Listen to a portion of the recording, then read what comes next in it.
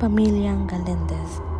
Kining istoryaha mahitungod sa panahon nga wala pa ko nga nahimuyo sa lugar sa Kisanday ang pamilyang Galindez sa side sa akong mama. 5 ka igsuon, puros mga babae, nga ang lugar giniingon nila nga daghan ug hadlok ang mabatian sa mga tao. Una sila nagpuyo do sa eskwelahan nang tag-iya iyang lolo, papa sa ilang papa. Nakisinati pod og mga hadlok kini. Gabi ni adto ni gawas si nanay.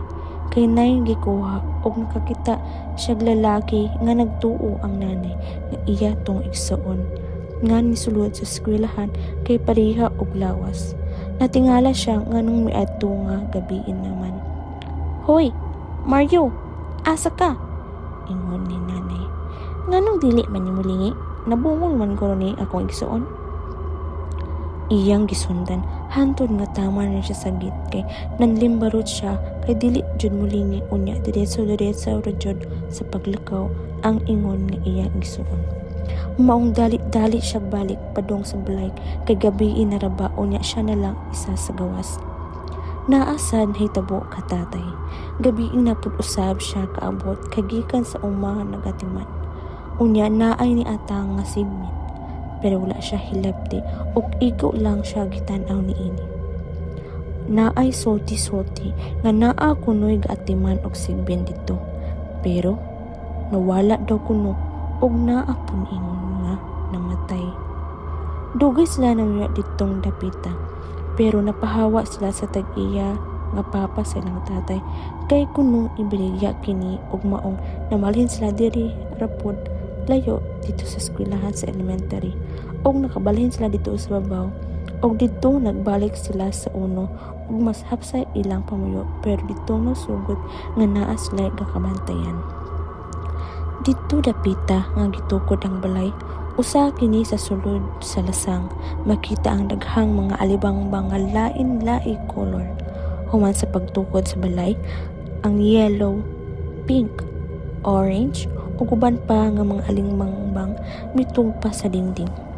Malinawon ang ilang kinabuhi, layo sa mga silingan ug ipalibutan sa mga kahoy luyos sa luyo, kilid ug atubangan sa balay. Puros mga punuan sa mangga, rambutan ug bayabas ang makita. Daghan usab ang mga dagkong bato nga makita usab dito.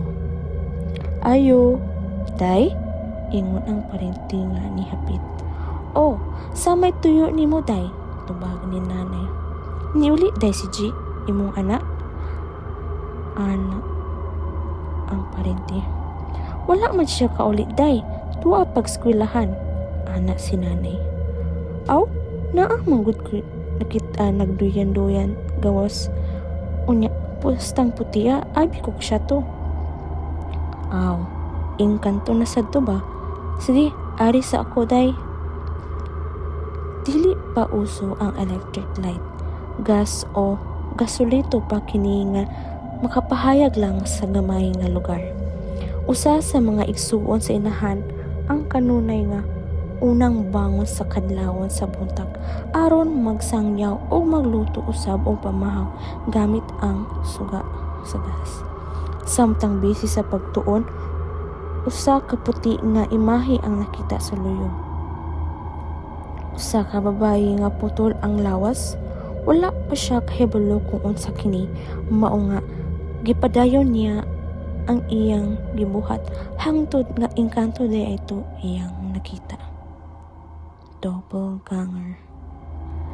Nahitabo sad ni sa ilang igsuon ug tawgon na lang nato nga si G. Ang pangkatulo sa 5 ka igsuon ug ang pinakaputi nila. Udto sila gadula og dakpanay bisan layo ilang balay, ginaanhaan gihapon sila bata aron makigdula lang nila. "Magdakpanay ta ninyo, mingang man kaayo og sige ra taglingkod diri sa inyong balkon oy. Og kinsa may mauna og kadakop, siya abal ha?" ana ang bata. Nagdula sila og si G na lang jud ang wala andakpan ug wala jud nila nakitan. Unya layo gamay sa ilang balay nakitaan nila si G. "Nasakpan ti ka G, gawas sa imong gitaguan," niingon ang amigo. Ha? Nigawas ko? Wala ka kakita na ako, mao nga wala ko nimo nasakpan, ingon niya. Pagawas ni G nga nakabalo siya na lang isa, nawala sa tong babae nga naingon nato nga siya. Kabalo ka? Ikaw na lang jud ang wala nakitaan, unya ikalit ra kagawas dihas dako nga bato, diha raman di ay kanitago pero diha ko gikan wala jud ko kita nga naitago diha nga nitago. Maoy giingon sa isa ka amiga nila. Sige pang ingon ninyo, uy. Naa naman jud ko diha nga gatago aron di ko nyo madakpan. Kakakitaan nga ganit mo nga gadagandagan, naniguro jud ko kay aron di ko una madakpan. Mao di ay murag lahi og nilhokan. Kitubol hangar naman di ay ito ganina. Wa jud siya gatingog. Sige rag panutok sa amo nya asa pong katugnaw og panit. Grabe kay mo tan-aw mura jud nami sala. Nihunong silang tanan kay ang nahitabo na ay double ganger kunuhay nga nagpaingon nga si G. Maong nihunong silang tanan og nipauli gadagan tungod sa kahadlok. Kinsay magtuo nga bisag dili gabi nay nahitabo nga makahadlok samtang nagduwa ka. Daghana nag-ingon na daghan jud og mga ingon-ingon nga daghan kapakita pariha sa double ganger. Manananggal, kapanitsit, kasaba-saba sa dalan pero walay tao. Walay pili sila gaparamdam pero mas gaparamdam sila tunga-tunga sa gabi o kadlaw na mas bugat ang pangation nimo aning orasa kay murag naara sa tuol o gatan-aw nimo. Usa ka gabi nagtambay sila sa gawas aron magpahangin og sabayan sa storya unya naundang sila kay nananisit nga nadunggan. Psst! Nakuyawan sila kay dakong tingog ilang nadunggan og duol ra kaayo. Nakaundang sila og nanagan sulod sa ilang balay pero nawala na ang sitsit. Pero gabi na unya nay gapanon gabaklay sa dalan nga kakatawaha og gasurihanay na ay nakita nga nino pero ang paglingi nila walay tao. Dayong pagkakawala sa tingog, nakakita sila bata padulong sa ubos. Dong, nakit tao na katagbo? Wala man ti, mingaw man ang dalan. Ana sa bata nga ilang gipangutan-an. Ngano dayti, namoy nakitaan? Oo dong, kita mig anino ba unya. Saba kay sila nya nihilom rapod maong ngutana mi og naa ba kay nakatagbo. Sige dong, salamat. Sige te, agto na ko. Kaning panahon na bigo dito sa sentro kay nay kalingawan sa ubos kay araw sa Kisanday. Mao ang kining bata ni agi sa balay. Pagkahawa sa bata, naanasay ni kanasa sa kahuyan og ni hangin pinakusog og nanlimbarot ilang mga panit. Ti, unsa to ti? Wala ra na. Iring ra na nga naglaag dihas kahuyan kay nangwag. Di uy, nganong lahi man kay ang paghangin bi? Unya dito ra pa jud dapita ang kusoging hangin. Ay kahadlok. Dira musamot no na sila mugaran na mong ayog hadlok. Ingon ang ate. Asa naman day sila mama ti, gaya good nila kauli. Ana ang manghod.